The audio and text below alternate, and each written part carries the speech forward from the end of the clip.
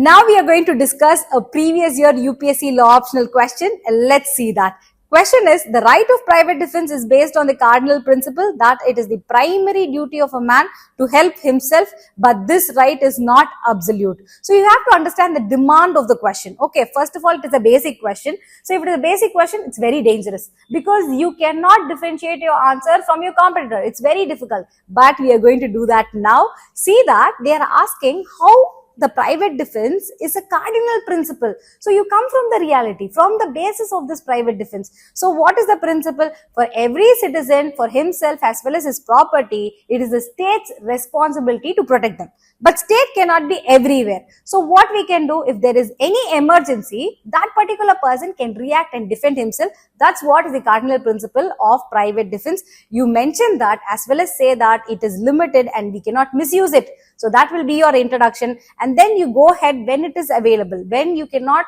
go for public authorities' help, the private defense is available. Then you state about the extent of the private defense, what you can save in private defense, yourself as well as your body and others' body, your property and others' property. That you have to mention and support this principle of private defense with a case law. Okay, how it is applied and all those things you have to give one-liner fact at least, not merely what is held. And then you talk about how this right is not absolute, it is limited. For that, you have to refer section 99 of IPC. So do mention IPC as well as the corresponding BNS section and talk about the limitation, especially about proportionality, and support proportionality with the case law. And finally say when the right of private defense can go to the extent of causing death.